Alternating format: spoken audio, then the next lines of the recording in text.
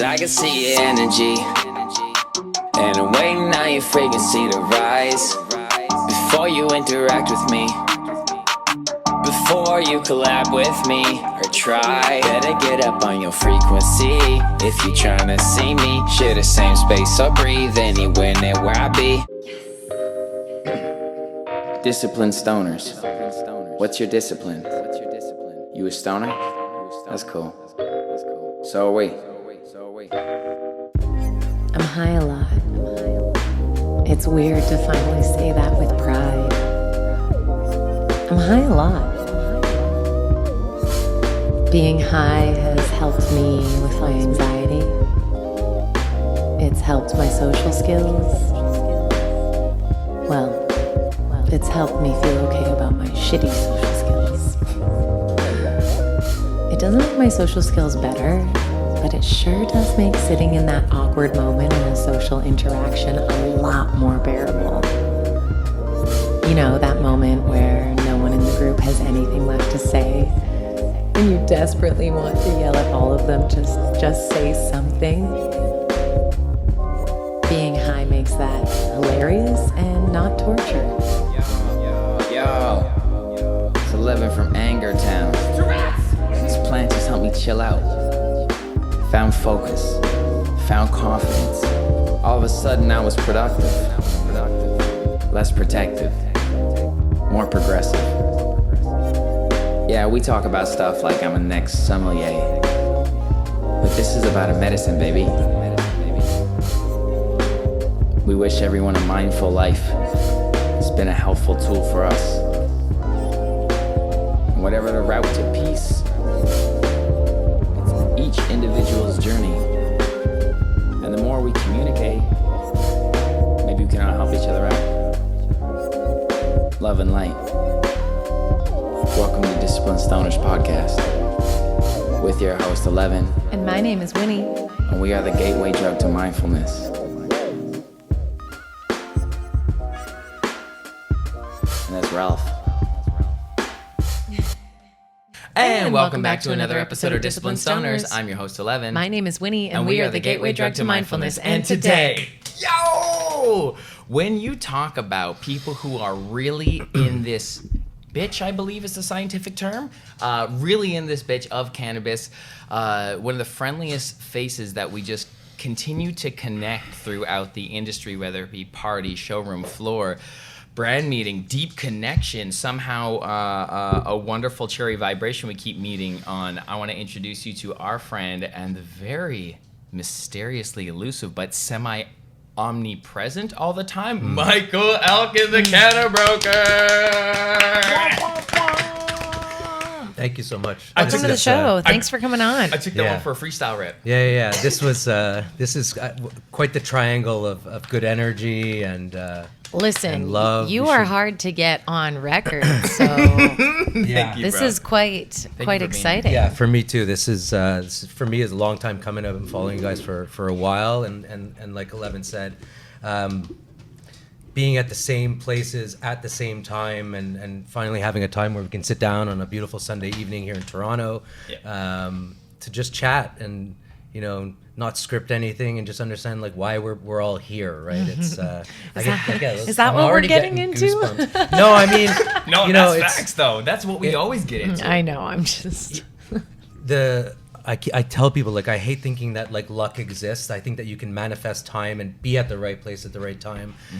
Like, but we've been conditioned to think that, oh, it's so lucky that we're meeting here. And like I try not to think that the world is so small. I like to think that the world is big, and that when you find these amazing connections and you continuously see them over and over and over again, then you sign the friend contract, you invest in the relationship. And we spoke about that, before we started talking. If the energy is not received by somebody else, then it falls on deaf ears, right? You have to, whether you're a friend, in a relationship with a significant other, business, everything is a relationship. It doesn't matter if it's your garbage man or your CEO. Has to be. How do you navigate that when you need to pull back sometimes? If it feels right. Yeah. I think I've been working, trying to reinvent myself over the last 3 years since I had a personal divorce and going through COVID and stuff like that. is feeling instead of thinking. You know, this thing shuts off when I go to bed, and you know my perception, but the heart keeps going. So if this thing is so alive, you should be able to use it to know when you're at the right place at the right time, Yes. know when you're not at the right place at the right time, you know, when business doesn't feel good, when friendship doesn't feel good, and working on that really over the last 3 years for me has been everything from a personal perspective. And now there's no real blurred lines. It's like, be the same person with the postman as you are with your mother. Yep. And then that way it's true, right? I always say the truth never changes. That's why honesty is so important. And it's to yourself. So yeah, I mean, Dude, that's beautiful. So what inspired that type of like change within you? Because we can really like get comfortable with just being like mediocre. Yeah. You know, and like allowing a lot of things to slide and really giving yourself a good pass for a long amount of time. You know, it has to, I guess, hurt enough. Yeah, basically. oh, well, that's Were you hurt? 100%. Yeah, and that when I had the word in my head, I was exceptionally mediocre. I was like the best of a really good mediocre. I mean, at that time, I was so this October is 10 years that I've been in the cannabis space. So Wow. it was coming off of CCI, which was a compliance company in the space that sold to Deloitte in 2019. And- Yeah, and so I got complacent. There you go. Bro. That is a beauty. That's a beauty. Why do you think that happens? It's a human. Why does Because we get complacency lazy. happen? We get lazy and we give excuses to ourselves, and I think we think more than we feel. You know, what I also try and say is like, everything is for me. Like, I don't want to preach to anybody. I found something that worked through like being in a really, really rough spot. Intuitive guidance, it sounds like you're talking about when you talk about the heart. Instead of calculating mentally and cognitive outcomes and potential results, you're like more feeling it, and does it resonate with your frequency? And if you do enough work on yourself, that's what happens. You know, like There's no other way. Right, but you know, you sit on the couch, you watch TV, you eat junk food, you sit on your phone. Yeah, you're very healthy. You're going to get the result that you want, which is like lazy, complacent, not driven. I'm not saying that people can't do that. I'm saying for me, that's exactly what happened to me. You know what I see when I look in your eyes now, and since we've met, and the thing that I recognize, and that's fun? Inspiration. Whatever you're working on, I know whatever partner you're with or whatever deal you're putting together, you're inspired for some reason. So it attracts people. When you're inspired, you almost trust that person to do the cognitive thinking. Yeah. You know, because you're like, this is great. And like, it's so nice to see that excitement, because that's exactly And the it's opposite passion, of what right? you're saying you used to be. 100%. Well, I mean, Congrats. yeah, and it's the people that I'm around, and it's the people that I'm working with. I have nothing but the ideas that I form with the people that I work with. Like, I have no shiny box. I'm not selling software. I don't have weed. I don't have, you know, X, Y, and Z. I have my network, my connection, and that's really like what I do. I at this stage, thank God, I connect people, and it's amazing. We were just at the show, you know, this past week, and a few people come up to me and they're like, "What is it exactly that you do?" And I was like, "How about we do this? You tell me what you do, and then I'll tell you what I do. How I can help. How I can help." You know, like, but I have this to do, I have that to do, you know, and I'm like, let's slow it down and just explain to me like what you're having trouble with, and then let me see if I can fix that problem. And I only fix the problem by throwing another person at the problem, right? I'm not coming in there, I'm like, oh, my software is going to fix this, my software is going to fix that. It's throwing good people at interesting problems. Oh, well said. How's I just that? gotta stop for a second with this joint. That sucker is going to oil Got up. That a is beautiful glass gorgeous. tip that you brought. Yeah, How nice yeah. is that? Fucking, Yeah, we're and fancy You today. brought some goodies from Really? from the show. Yeah, that you were shout out at. to everybody that was at Elevate in Etobicoke. Who's this weed? It's a bunch of different stuff that I put in a But you jar, but I said- think it's what we're smoking is Distinct, which is an LP from Alberta. And I met AB got some heat coming I out of met a it, really eh? nice guy named Charlie who gave me that, and I forget the name of it. God, it's something 3, but yeah, this is beautiful. That's beautiful.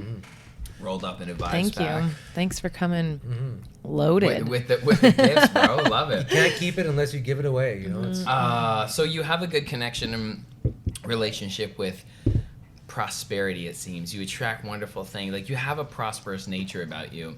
And I wanted to ask about your relationship with meditation in regards to, like, manifesting realities of preferred outcomes. Yeah. Like that, because you I think you speak about meditation almost as passionately as I do to me, and then when you were going off on me, I was like, no, it's me. Like, yeah. Well, you mirror. Like, this is a giant loving, right? This whole podcast. I love you, and and listen. I'd rather be where I am today than where I was yesterday. Right. And I was fortunate to have really, really good work ethic and values instilled to me, not by my parents, but a situation that I was in. Coming up, I think it was like 13 years ago. So I had made some really, really shitty decisions in my life and put myself into really, really bad situations. Really? I don't mind diving into it, but I found myself in a facility in 2009, and part of the program and stuff like that, and I was taught sort of things about like meditation and journaling and how exercise is important, and self-engineering, self-awareness, investment in yourself, and knowing what you need to do. And I think I was a really baseline, really exceptionally mediocre, probably from 2009 right till the end of 2020. I had the tools, I just wasn't using them. And then, in December of 2020, I was a little over 200 pounds and no tattoos. Okay. And I was in another situation where I was going to, choose door A or door B.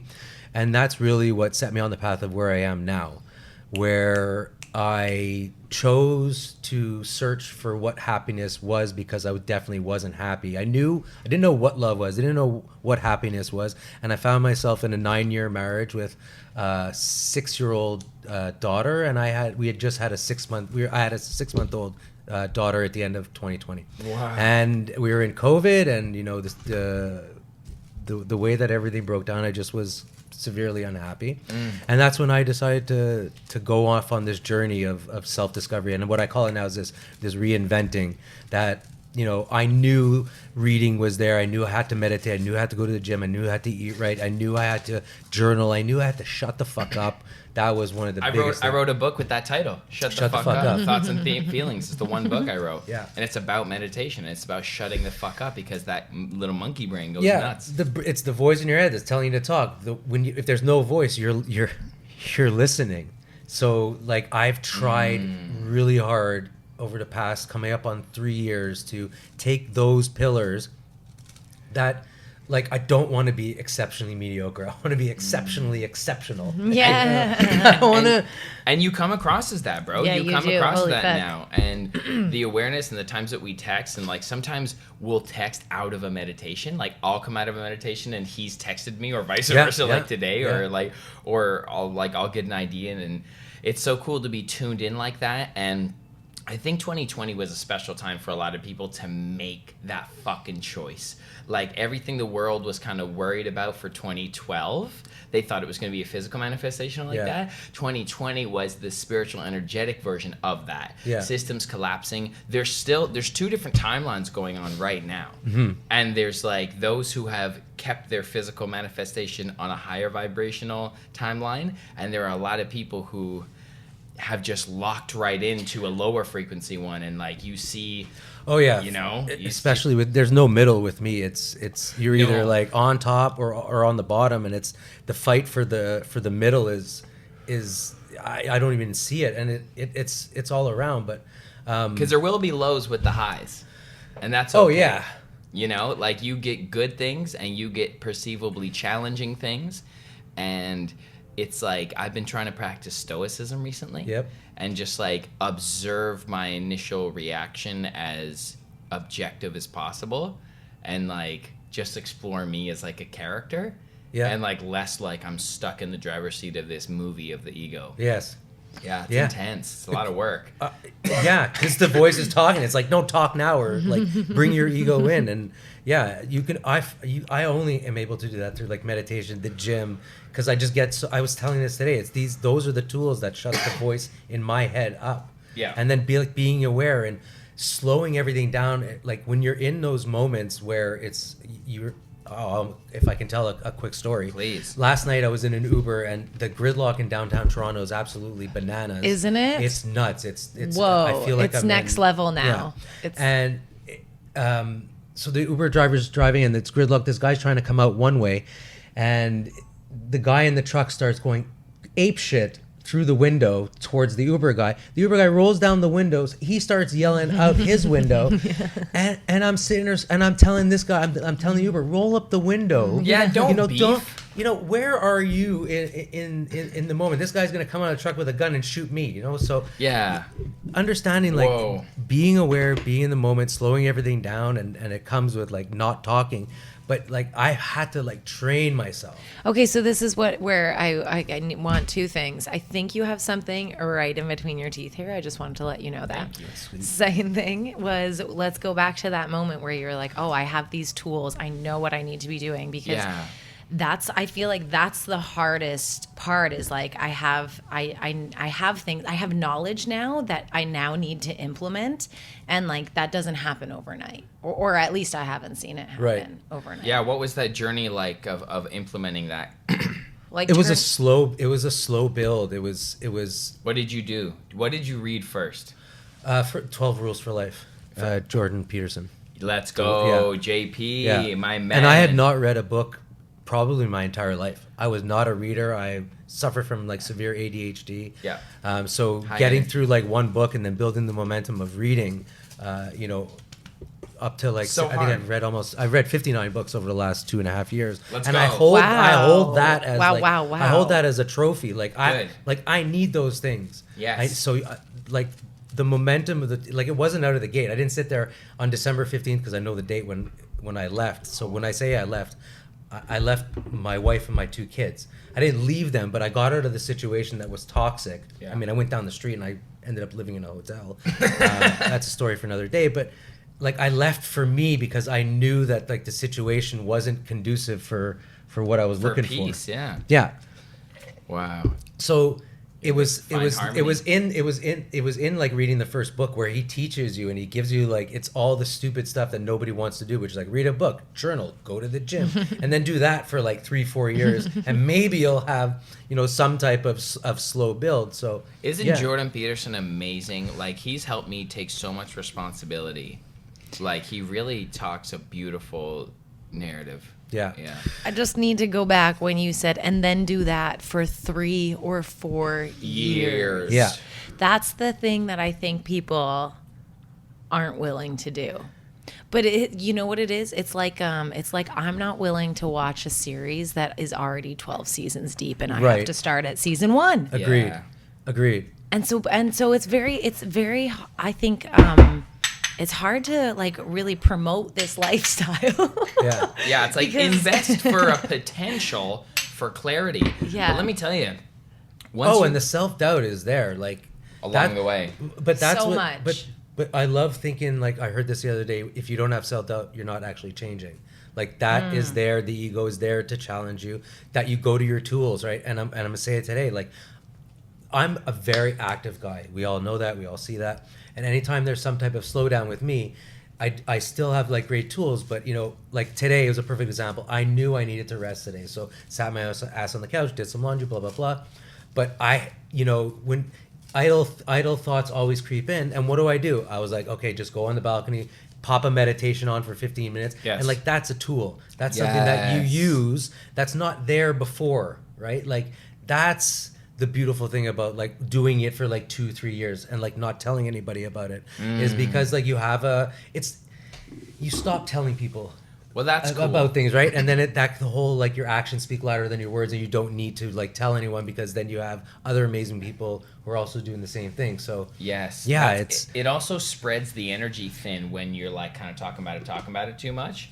That's why it's like I don't even be talking about my news. Like, Yeah. you just keep it to yourself. And then it's humbling and it's almost embarrassing when people come up to you. Like, that's something that and I'm not saying I'm some type of, but it's tough.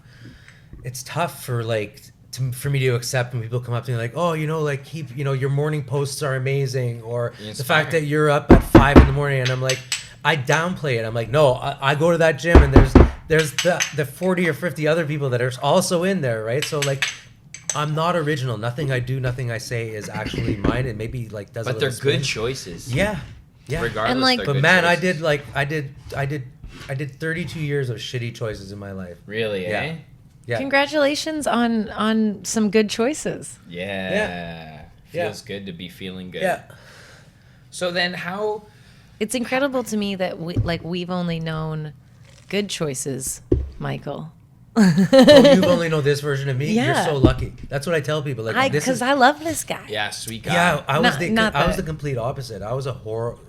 Yeah. Word. And then you got some tattoos once you had some breakthroughs. Yeah. Isn't that cool how that happens? Yeah. You want to wear symbols. You do, You're and I more want to map, and there's I love that there's a story to anything that I'm willing to put on my body, and Totally. So how did you end up in cannabis, and why are you still here? Because you're contributing in a huge energy to an industry that really needs us right now. Really needs it. Yeah. But it's sometimes hard to attract like bigger thinkers in this space. So they're like, still there. I'm grateful they're that there. you're here. You guys are some of them. I'm great. Thank you. Yeah. I think that we're all playing a wonderful role, and I salute everyone doing their part. Yeah. But you're such a vital and vibrant centerpiece to the community, and it's wonderful. I appreciate that. Yeah, absolutely. Yeah. You connect a lot of people. So like, how's that felt? How has being in the cannabis industry, the legal cannabis industry in Canada, how has it felt? How have you navigated it? Yeah. Well, it feels the best it has today. Like what I do now is the most enjoyable, probably successful thing that I'm doing. But how this all actually like formed, it really started in 2012. I was living in Montreal, and at the time, I was running a camera company with my now ex-brother-in-law, and I ended up selling him the company, and then my wife's godfather asked me to move to Ottawa and do sales for his security company. So basically I was going around selling cameras to retail stores. Holy shit. Yeah, so we moved to Ottawa in July of 2013 from Montreal, and so I think it was in August or September, I'm driving to work one day and I hear on the radio, there's a company going to buy the Hershey factory in Smith Falls and turn it into medical marijuana. And I was like, wow, that's really interesting. And I live 45 minutes from Smith Falls. So I literally drove to Smith Falls, and Took action. Yeah, in the moment, it was probably the best decision I've ever made up to that point, because I remember I didn't even want to move to Ottawa. So, anyways, long story short, I drive to Smith Falls, and I see the Hershey factory, and at the time I was like, wow, they're gonna need like so much security. So I ended up pursuing the owners of what was to become Canopy and what became Tweed. And I pitched this security company that we were local, and I learned all the regulations. And in October of 2013, I was in Hamilton, Ontario, doing another job, and I remember I get a call from Chuck Rafici, who was one of the founders of Tweed, and he's like, "Hey, you got your shot. We're about to install. We need someone to come and run cameras. We're about to start planting seeds." So I remember driving from Hamilton to Smith Falls on a cold October day, and we installed the first phase of the security system in Smith Falls at the Canopy facility, and that was like my first seeing of being at the right place at the right time. Introduction. So from 2013 to 2016, I helped design and install about 20 security systems across the country. And so that's how I became close to John Fowler. I ended up doing the security system at 7 Acres, and then I met guys like Max Zavid, and then all the Auroras and Tilrays and Afrias, all those we ended up doing some type of security system. Holy shit, dude. And then at the end of 2016, I was severely burnt out. And we had our first child in Ottawa, and I remember getting a DM on LinkedIn from this guy named Brian Wagner, and he's like, "Hey, Mike, I also file applications, and I've seen your name on a bunch of security designs, because at the time you had to supply an application to Health Canada, and then you would get your right to build." So. And he basically pitches me the idea, and he's like, "Hey, I think we should start a compliance company that would just write applications for cannabis facilities." And I thought that was like super interesting, and I was exhausted from doing security designs only, and like going and installing the cameras and blah blah blah. Long story short, we ended up starting what became Cannabis Compliance Inc., or CCI, in January of 2017. And I helped grow that company from 4 employees to 115. Whoa, bro. Yeah. I knew you had some fucking Yeah. deep So elbow we grease in wrote this bitch. we wrote like 450 applications in 3 years. We were like the number 1 compliance company. We were writing applications in 10 different countries. For someone who doesn't know what a compliance letter, why that's necessary for a business, can you fill in? Yeah, like, so any type of controlled substance that we go in a building, you would need to supply an application that would have, standard operating procedures, basically a manual for the facility. If you you have to supply a grow. What's it called? like a plan. Yeah, exactly. You have to have your cultivation plan, you have to have your SOPs, you have to have your quality assurance, and at the end of the day, these were like hundreds of pages, and we would have like teams that would write those and work with the applicants.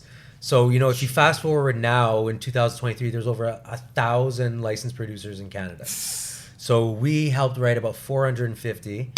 And like I traveled all over the world. I went to Germany, I went to Israel, I made a second home in California for about 2.5 years. Let's go. I helped work with, I was working with Cookies, MedMen, some of the biggest brands in California from 2018 and 2019. What did you do with Cookies? We just did a bunch of compliance with them, and then some business development. Amazing. They ended up branching out, I think to 15 or 20 extra stores in that time that I was there in the state of California. My God. And we were working with cultivators, and we were working with the state of California as they became legal. So yeah, our firm was trucked around the world. This is gangsta because information. You have to understand something. At the time, Canada was popping off. Everybody was... Because weed became legal. Any type of cannabis regulation that was going on around the world, their governments were calling out our governments. And what was our cannabis division of Health Canada saying? You got to talk to our growers. You got to talk to our compliance people. So you have to understand there was 1 or 2 or 3 other firms at the time that were doing this. But I mean, like I said, from 2017 to 2019, we probably filed close to 450 applications. Wow. And by half a G. By mid 2019, we were 115 employees, and we were working, and we had this humongous office. And where was the office? The office was it was, I think it's called, it was in Etobicoke, I think, but it's where all the pharmaceutical companies were. Okay. And so I think if you Google it, it's called Pill Hill. Oh my God! So the cannabis Pfizer is there, and GlaxoSmithKline is there, and then there was CCI, and we had, it's on. I have the pictures, man. We had the logo on the door, on glass doors. We had 75 people working on the floor. Yeah, you have to understand something. We were charging $250,000 to file an application. Amazing. Yeah. So then, in mid 2019, the company was sold to Deloitte. And it was the second, it was cash out. It was the third time in my career that I was presented with, when I moved to Ottawa and started doing this security for the compliance companies, then I left to do the compliance with CCI. I was either going to go work for Deloitte, or I was going to go work for another company, or I was going to go work for myself. Yeah. And that's when, at the end of 2019, I went to Vegas for MJ Biz, and I did a bunch of meetings with a bunch of people, and that's when I started to understand that I could work with people to solve their problems, to connect the dots, to fulfill what were they looking to do. And I knew enough people that I could talk to enough people. I would play the numbers game, right? listen, I would listen to enough people, and then I would present a proposal, and I'm either in the budget, out of the budget, or it's not the right timing. So that's like really what I've been doing since December of 2019. Incredible. I work with a number of different companies, and it's anyone from like a cone supplier to an LP to an automation company to someone selling genetics. Sometimes I work with companies for a month. I have clients I've worked with for over 2 years. Wow. So yeah, it's gotten to this point where like I'm blessed to go to these places with my people, and you know, I literally just like put everyone together. And I'm like, okay, you guys are good here. I'm a cannabis matchmaker. Yeah. Oh my God. I'm like a cannabis whisperer. Ralphie Ralphie? just crawled on you. That is so cute. As he's saying, he's a whisperer. Yeah. He's a dog whisperer, Oh my God, too. is that okay? Yeah, I okay. guess. The cutest thing I've ever seen. You can put him down. He likes Listen. your winner mentality. Yeah. I'm glad he broke it up for me to ask a question. Yeah. So, That's okay, incredible, that's bro. 2019. And the 6 years before that, prior to that, it sounds like you had like a pretty insane whirlwind Yeah. of like some extreme growth, like career wise. How is All your career. health? Yeah. All How's your health career. and mental It health was during not, that time? Yeah, it was not. It was not what it was supposed to be. It was work. Yeah. And you know, displacing the marriage from like I was born and raised in Montreal, and all of a sudden I just get married one year and I moved to Ottawa. So that like was the starting of you know, I definitely didn't work on myself. So that's why yeah, it wasn't healthy. Were you aware of it at the time, or was it just too much go that you couldn't? I think by the take time like CCI started, I was so grateful to be doing something like that because I had never experienced something like that, and I was always I wanted the go. When I worked for the security company, that was kind of like my first real job. I was at the time. Okay, so let's.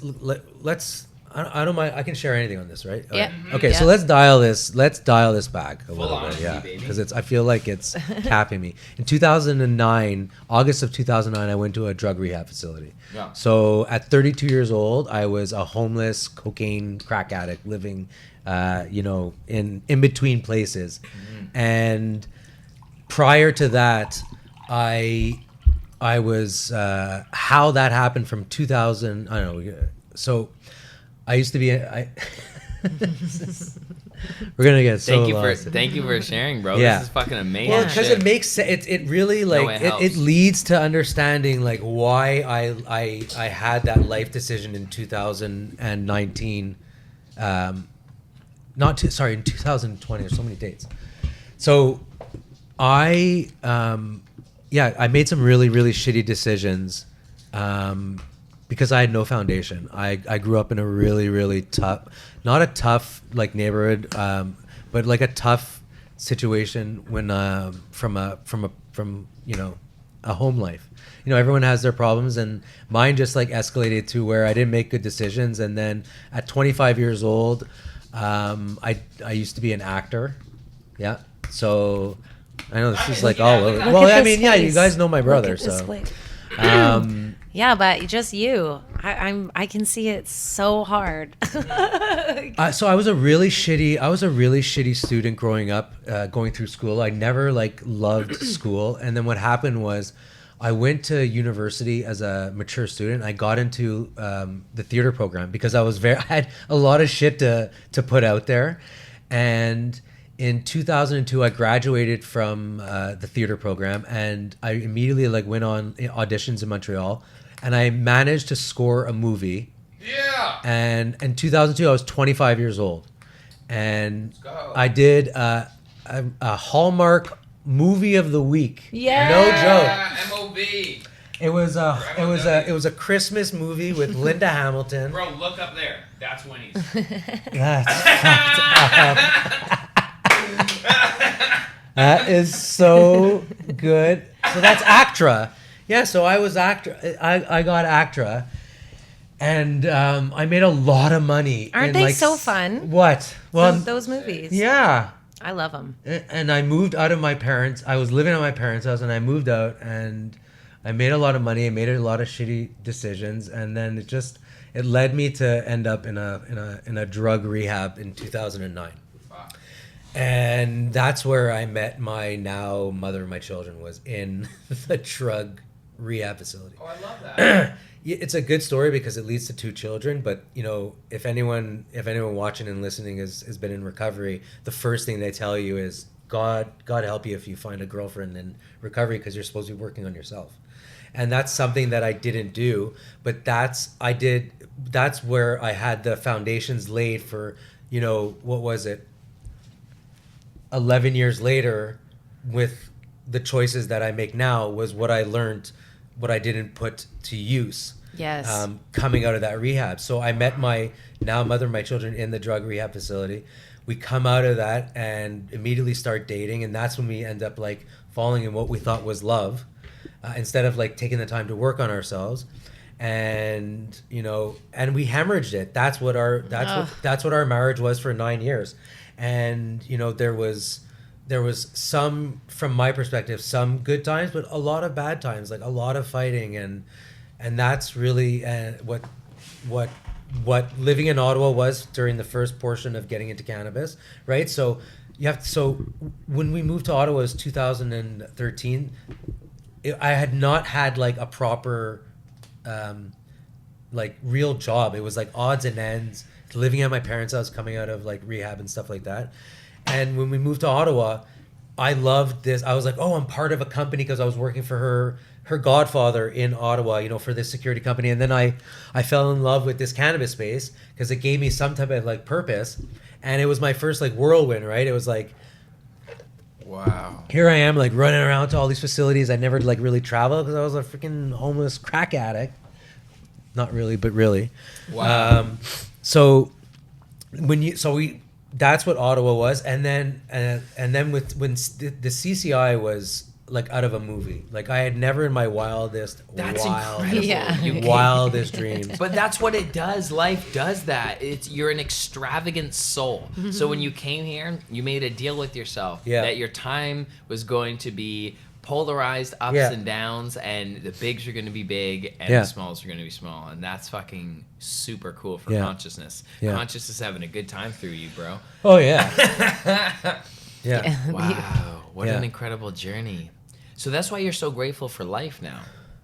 That's why I'm so grateful for life now. I think I'm grateful for life now over what I've learned over the last 3 years, but everything, like I'm grateful for everything that I went through, understanding again when they say every bad decision still led you to that good decision because you are where you are. Yeah. And if you like where you are, then you can't fault what you've done. Yeah. You got to forgive yourself. Yeah. Yeah. Yeah.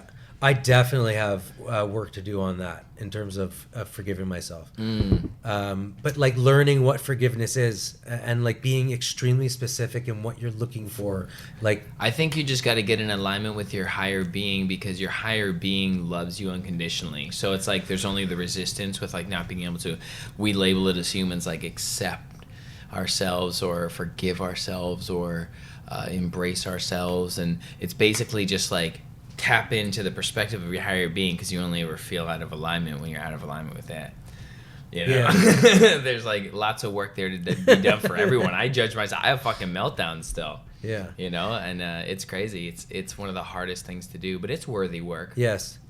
Yeah, and it's hard. It's like and especially when people still have stuff that's not you know looked into.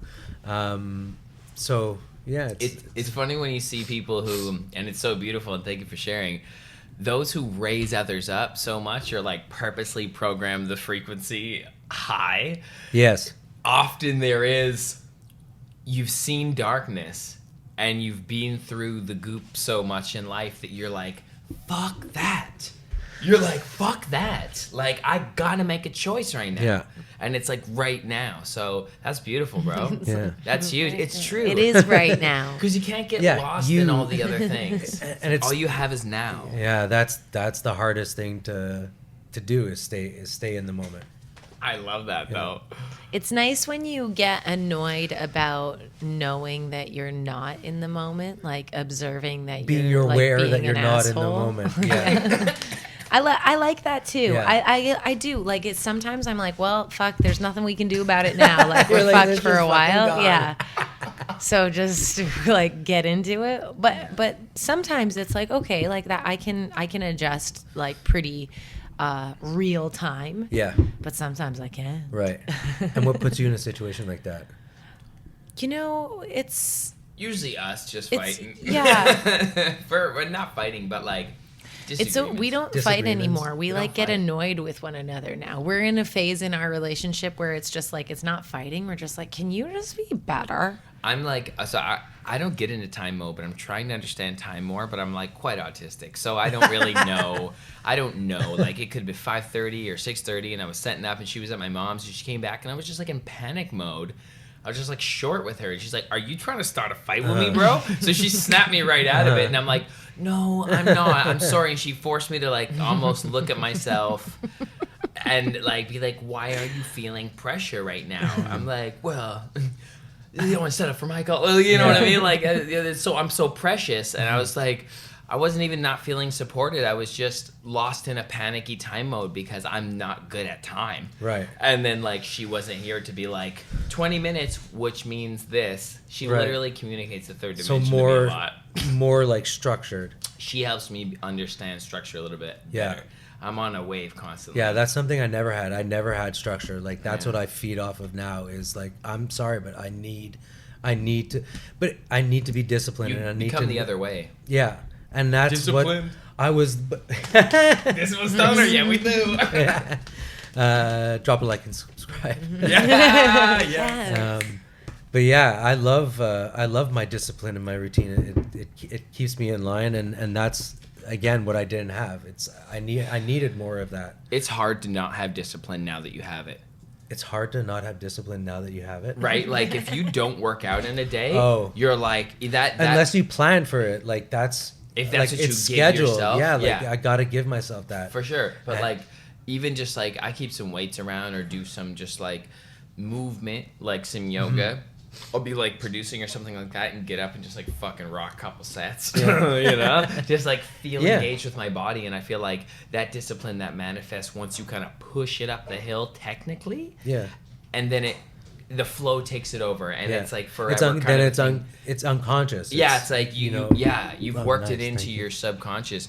How long did that take when you decided to make those decisions in your life from the intention of wanting to and the flow of doing? How long did that take to implement these new things? It's hard to remember, Right. like, because it's second nature now, and it's like it's fucking with the universe. Like you can do it where you forget how long you've done it, so like that's how it becomes unconscious. Like you stop counting. It's just it happens, and then like the timing works out, right? Like if you if you don't know where a gym is and all of a sudden like you should have been staying here, now you're staying here, and then the gym shows up like right there. Yeah. But if it doesn't, then you're like, you need a rest, and it's a good thing that you didn't do it. So So you trust the science of trust symbols. the science of and synergies and synchronicities and the frequency of, and I always look for signs.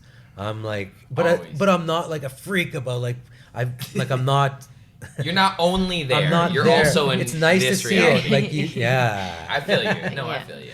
And you're So- not, sometimes when we're watching like shit about aliens online, Often. the people who are talking about it doesn't make sense.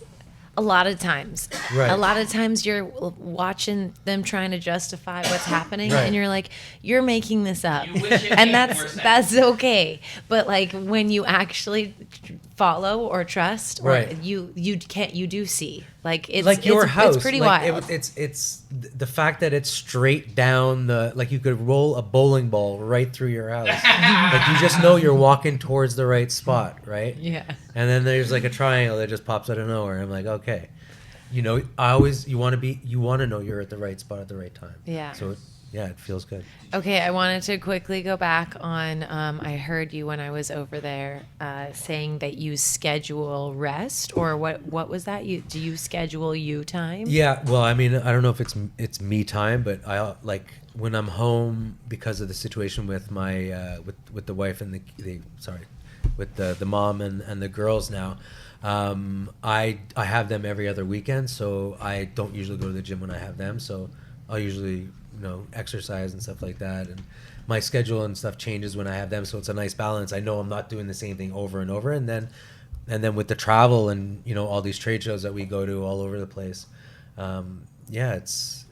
Do you, this is technical, do you write your schedule down? Like, do you have a day planner? No, I have a journal. You have a journal? Yeah, and that's something like I learned that is it doesn't matter if you just put the time that you wake up or you write 3 pages. The motion of keeping a journal is great. Yeah. A log. Yeah, for sure. It's something I've done for a while. Yeah. Yeah. Fuck, I don't do that. And I should do that. learn that. You can learn, and then I do a gratitude list every day, Yeah. and it sends me on a fucking sweet trip. And then I live stream or something, and then that acts as my video documentation of how I am that day. But I know that there's magic to writing affirmation. I actually did that today. I did I am affirmations written today, like of things I see myself as. Yeah, that's powerful. But I think I hear a lot of great thinkers thought of that. You're like a curator of people. I want to switch gears here. When you're facilitating relationships, you're usually working with people that you like co-sign, because people you bring together you co-sign, which is a great move, but a dangerous move too. Right. Sometimes risky. Maybe not dangerous, but like risky. Sorry, that's right. Yeah. And I know that you live with your heart, so you know energy. So. Yeah. But like, what do you look for in a partner? Like, say, if someone was trying to get on your radar, or like, just like, what is the kind of archetype? I mean, I guess that they vary so much too, right? But like, what do you look for in partners for people to have the opportunity to even be placed in a situation on your with roster? you? Yeah. Kind of. Well, Like, people and you have access, and I want to ask you more about that later. Ralph, come here. On some Think and Grow Rich shit, like what are the consistent things that you see in successful people? Yeah. But like, what do you kind of, when you're out here floating the seas, what do you find yourself gravitated towards, and what type of people? There has to be like some type of connection from like an energy perspective. There has to be, they have to have something that I can help with right off the bat, and I usually know that in the conversation once we start talking. And like, we have to get along. We have to be able to like have a relationship that I'm thinking about their business when they sleep, right? And that we have to have the ideas flowing. And then I think it's always on the other end. I've had a really good like track record of understanding like what they're looking for. And what you said is 100% right. Like it's the reputation of both these people being put together, and knowing like not every deal is great. And then how fast do I feel or do I see that something's like either going awry, and do you have to like switch the way that we're doing it? Because at the end of the day, like I am like there to connect and start the relationship for like the revenue stream, right? Because if someone calling me up and they're like, hey, we have all these fire genetics and we're looking to sell them into the space, I gotta know people on the other end that have the grow for it, and essentially like put these people together. So it's wonderful. Like, being a connector is such a necessary thing. There are entities that float around, such as yourself, in many industries, and like and it's such an important role. Like, great things happen. And like, not a skill that it's a lot hard of people can do. You got to be very intuitive, but you also got to be like mentally calculated in a way if you're being helpful. Yeah, and how are you dealing with people? And like, at the end of the day, like you said, you're like working a relationship, and in the middle of a relationship. That's why when people tell me, they're like, oh, all you do is move weed. I'm like, actually, I don't move any bulk weed. I move people. I move this person into this relationship, and I connect this person, and then understanding resources. how the relationship goes. And that's what I like to. I like stay in the middle of it as the two people like continue to grow that relationship. So understanding that also it's a numbers game with like, not everybody is buying what everyone is selling. Yeah. But having the opportunity to have the conversation, really, that's what I'm looking for. There you go. Right. And then in the conversation, what else like spurs out of that? If they're not right for this person, could they be right for someone else? That's why I say I'll talk to anyone. And it's not that it's a bad thing. I'm like, you never know who you're talking to. Yeah. Right. I feel like I'll probably make a movie about my life one day.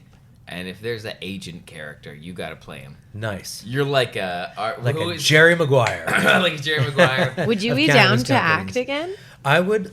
I don't know. I kind of had that like sight, but Because you're a I don't know. handsome devil. Yeah. I don't know if I can read lines anymore. Yeah, you're too authentic. I want to get back into the podcast game, but I just don't know that I have the time. It's the same thing with, I'm not actively looking for a relationship from another romantic relationship. Right. Because again, like I want to make those decisions now where like I still have so much to work on myself and I see it.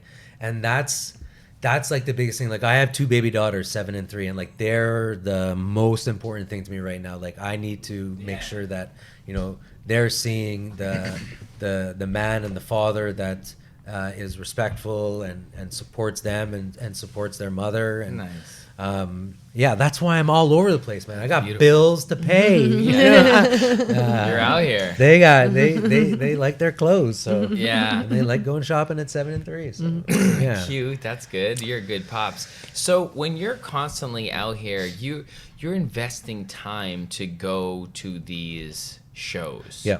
That's a big move, but a lot of great things happen there. We know that we've met like through you mentioned Kind. I also think they do a good job. great job.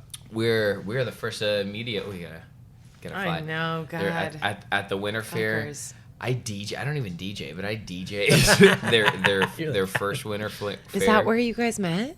No, No, I don't know where we first met.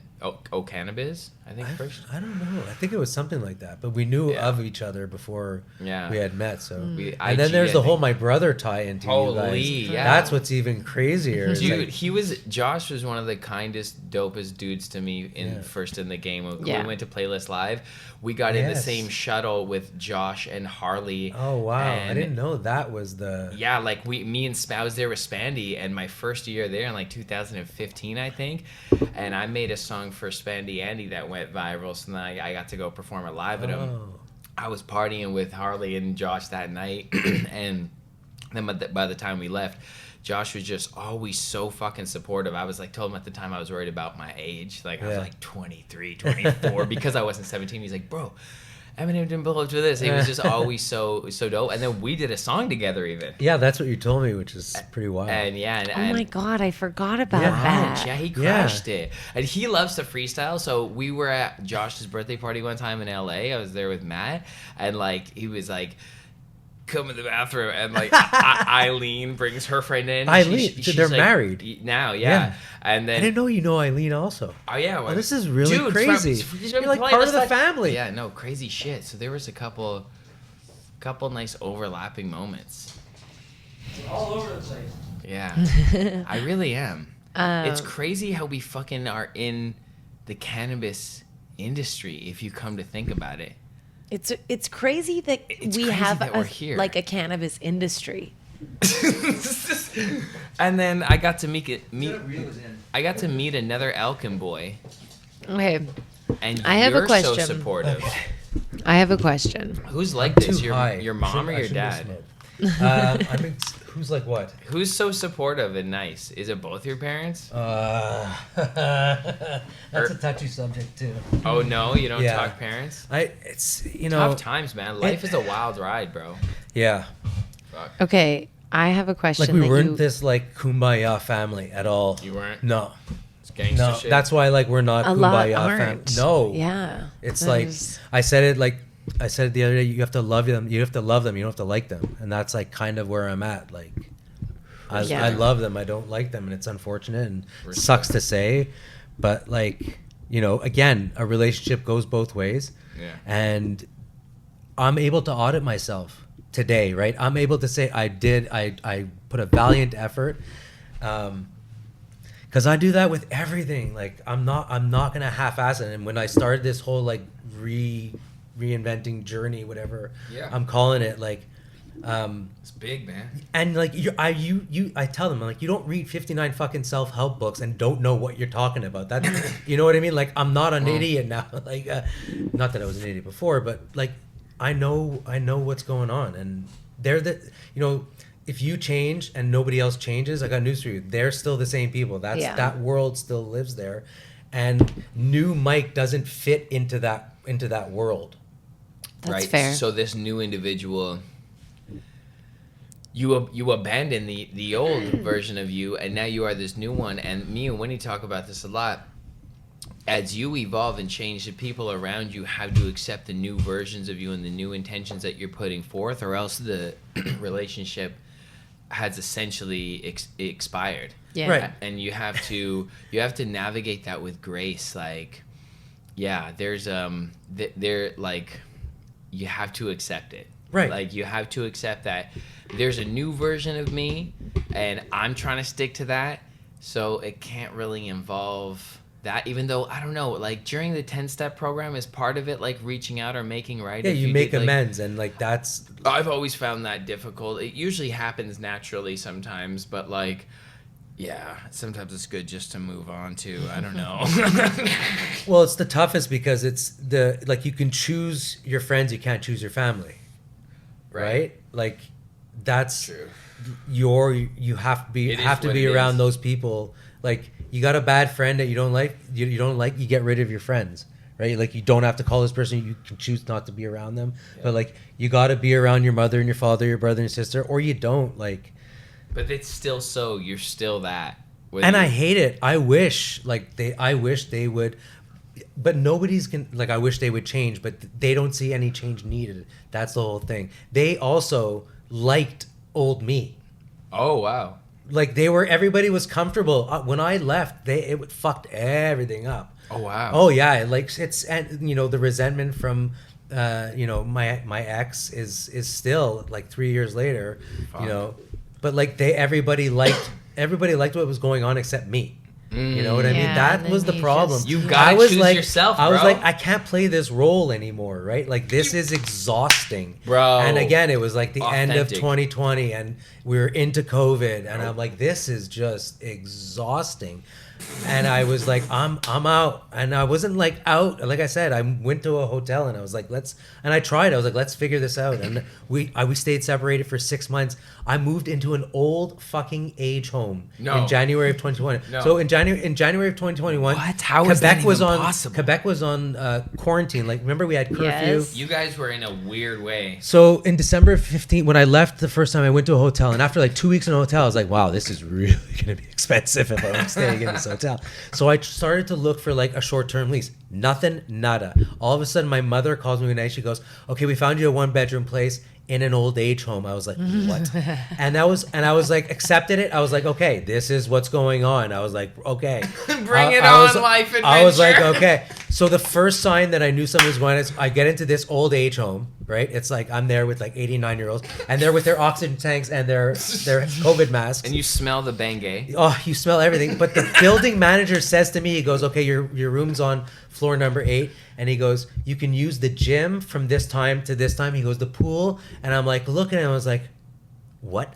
The gym was fully open. The pool was open. There was a sauna. And I was living with 89-year-olds. I'm like, they ain't using the gym. Oh. They're not doing laps in this pool. So essentially, I had my own fitness center. Yeah. And I was like, okay, this is the universe going, get up the fucking crack of dawn, go to the gym and work out. Yes. And then I would drive from the old age home to my kids. I would take them to daycare and deal with, I had a 6-month-old at the time, right? So I was like, and run my business, right? I'm self-employed. I'm at this time a year into launching, the Cannabrokr.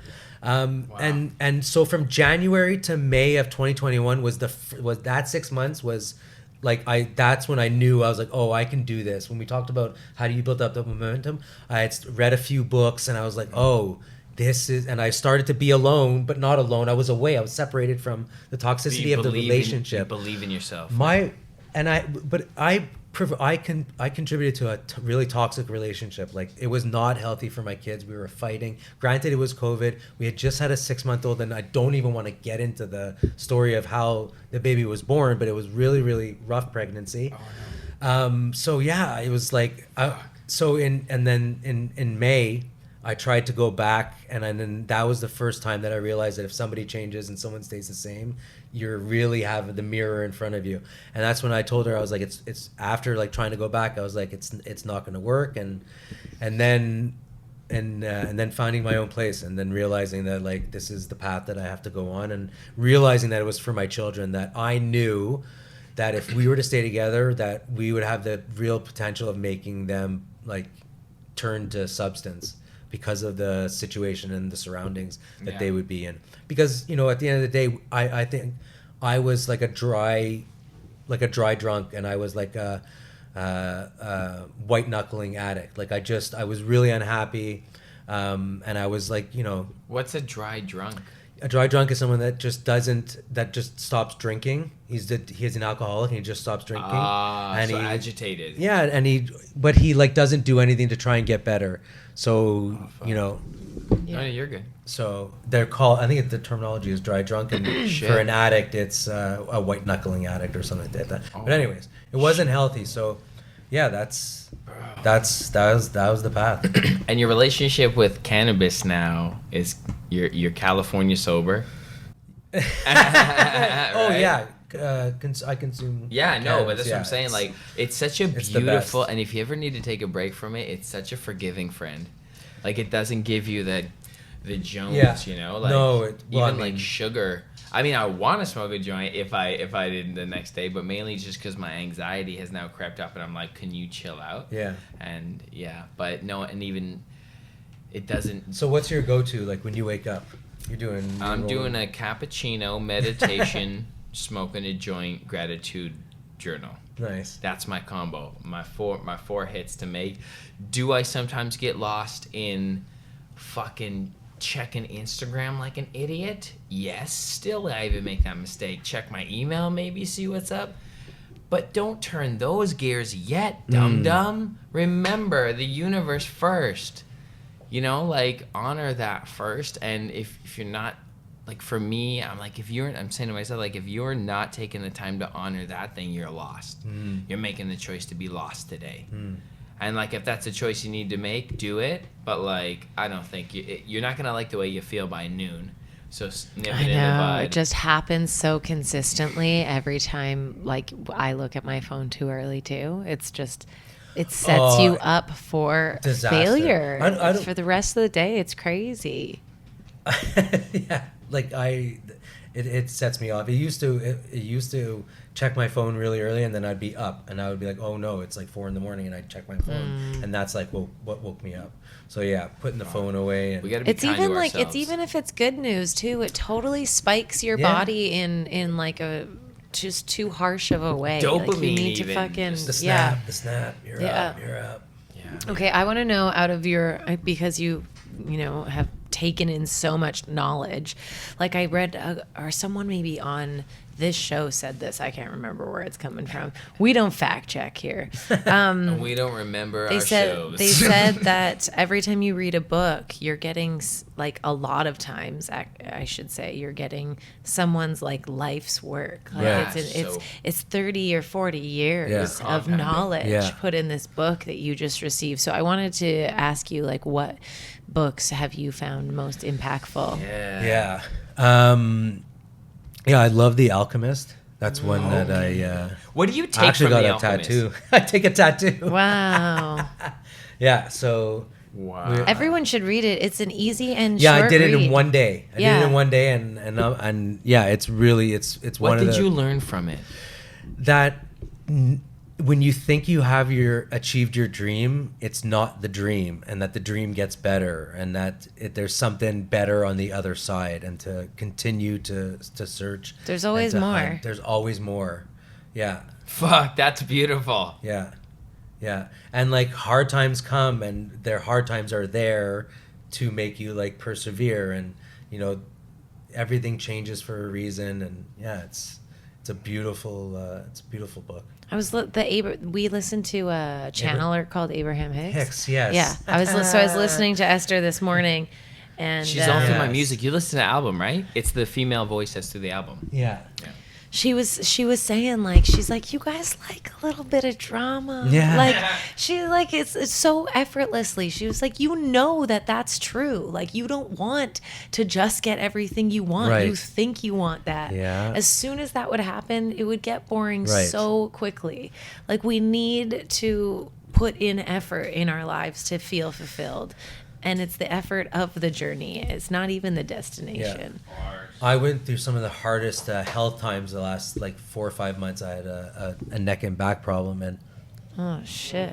that was amazing to get through that where I am. But yeah, What did that recovery look like? I'm still recovering. It was like physio. It was like the first time I ever did an MRI. I was in that much pain, and I had to travel through it, and yeah, to be able to like not that I wasn't talking about it, but not woe me. That's why I had like a lot of good people around me to support me. But like I was in Germany with this problem. There was days I couldn't stand up. Wow. I think I did 9 trade shows through the 5 months. I had 2 herniated discs in my upper back, and they're still there. I'm recovering, but Do you do exercises? yeah, stretching and I like didn't lift a weight for like 4 or 5 months. Fuck. Yeah, and it was crazy. And I would, again, challenges, right? And from going through that, I'll use what I learned there. I hope not tomorrow. I hope not in a year from now. But like those things give, ammunition in your tool belt. Yeah. It's like, Totally. and like I can remember, it's so easy and fresh right now for me to remember. Like I can do a trade show. I did, I just started healing it last like 4 or 5 weeks. So like to be able to like do a trade show, there were days I was at Lift when we were at Lift Toronto, I had like salon paws patches on me, like those medicated patches. I had like Tiger Balm. So yeah, You would have never known. You would have never That known, you were in man. pain. yeah, a lot of muscle relaxers. No. Yeah. But yeah, it's like Yeah, those are helpful. whether it's God or the universe, it's how you respond, don't react. Beautiful. Right? said. It's in the days of pain, I like calm, and there weren't days that I cursed God, but there was days like I broke down and I was like, why? I'm like, why am I going through this? I know, that's brutal sometimes. Yeah, I'm like, I'm doing everything right, but yeah, but maybe you shouldn't have lifted that weight, or understanding like Yeah, how. do you know what caused Yeah, it was like pulling a muscle and then not taking care of it, and then there was like a run of like 2 or 3 things, a really bad 6-hour car ride back from 420 in Toronto to Montreal, and then just going back into the gym and not being calling myself so aware, but not saying like slowing down, and You gotta stretch. and then it popped, and then like it just got to the point where I don't like that. yeah, and like being like so close to surgery. I remember doing the MRI and then getting the doctor is like, he's like, you're really close to needing surgery. And I was like, well, what are we going to do? He's like, you're either going to do surgery or you're going to go to physio. And I remember going to physio, and God bless this woman. She looks at me. She's like, I can heal you. And I grab her by the arms and the shoulder, and I go, I believe you. Yes. And we did like 6 or 7 sessions, and I'm not healed at all, but I'm not covered in salon paws, and I'm not like, I have to like hold ice sometimes to stand up, and I'm back in the gym, and some days are better than others, but Wow. trucking through it, like getting through these things. Good. Like I am not, and then going back to like the books that I read by like Joe Dispenza about understanding about, Supernatural.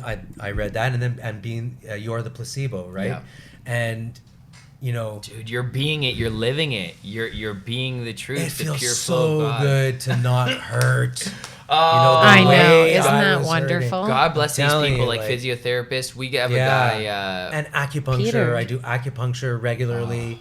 But yeah, but still, even knowing and being more aware now, like I can't do these things. I'm also not a spring chicken. I am 46 years old, so Jeez. I'm not in my at this 20s. guy. I feel in my 20s. I've never felt better in my entire life. Good. Good. You look good, dude. Cheers to Cheers to feeling that. amazing. Cheers. More Cheers to- life.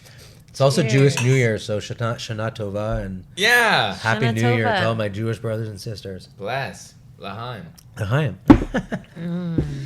So that's me in a nutshell, guys. That was so good. And That we'll was be magical. I'll be at Hall of Flowers. I'll be in Toronto for till the end of the week. Karma Cup is tomorrow. That's right.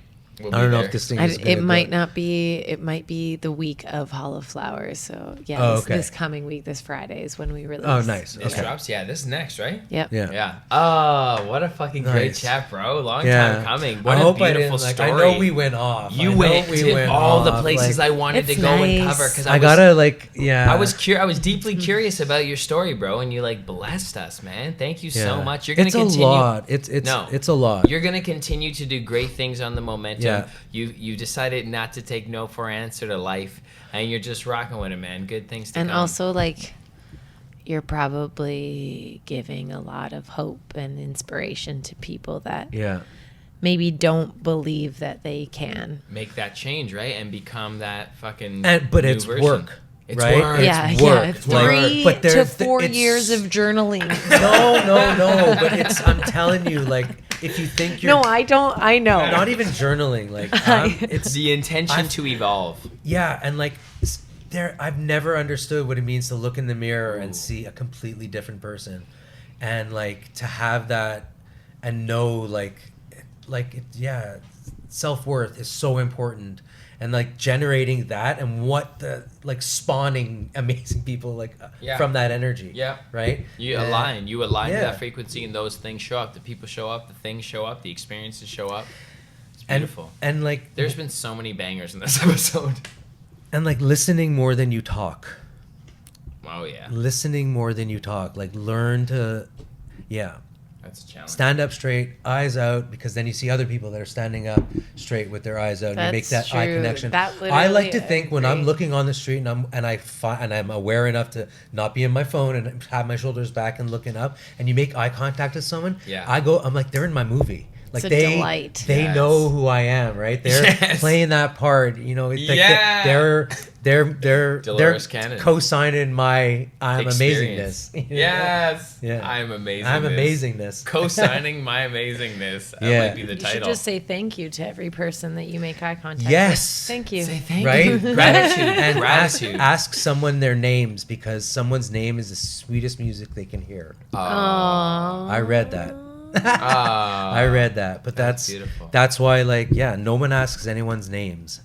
Yeah. No, it's important too. It's so important. Yeah, and eye contact is Yeah. beautiful.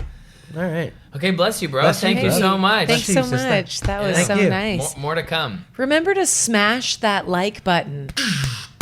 And then subscribe and send this to everyone. Screen record it. Yo, Cannabrokr Yeah. exclusive, bro. This Yeah. is Follow me proper on knowledge. Instagram at That's the right. Cannabrokr. I am super shadow banned, and trying to do honest reviews of cannabis every Monday. I love I've done, it. You're being I've done hard. 5. You're hard ass. Yeah, I've had some. I have to do some re-reviews because some people are like, no, here's some like fresh flower. So yeah, watch your package dates, everyone. Watch your package dates. That's a little tip for the industry. Oh, I'm Yeah. gonna go look No, and it's watch good to have these. Brutal honesty. Yeah.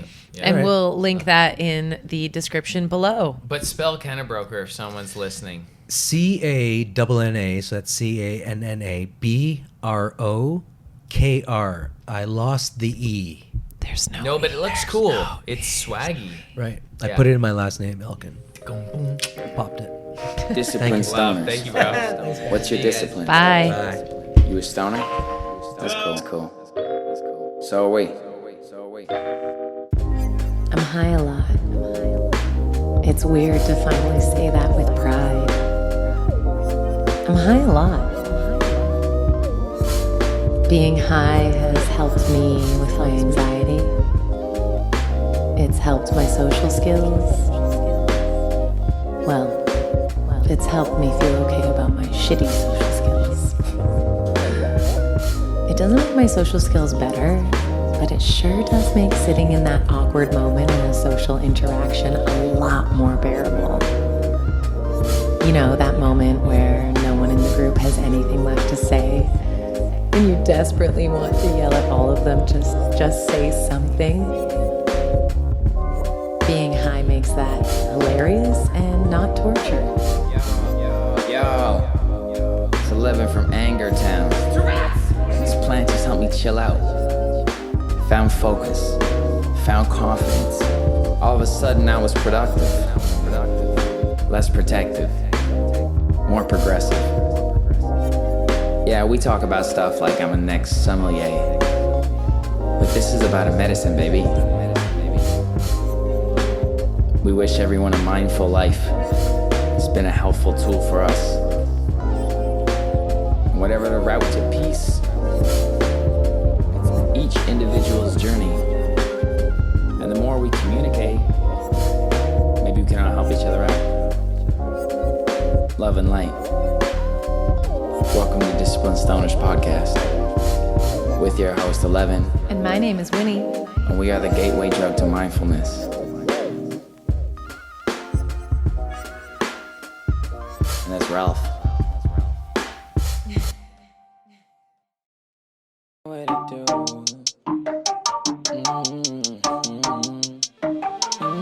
Cause I can see your energy, and I'm waiting on your frequency to rise. Before you interact with me, before you collab with me, or try, better get up on your frequency. If you tryna see me, share the same space or breathe anywhere near where I be. If you tryna get by, then your vibe gotta rise. Yeah, I'll tell you when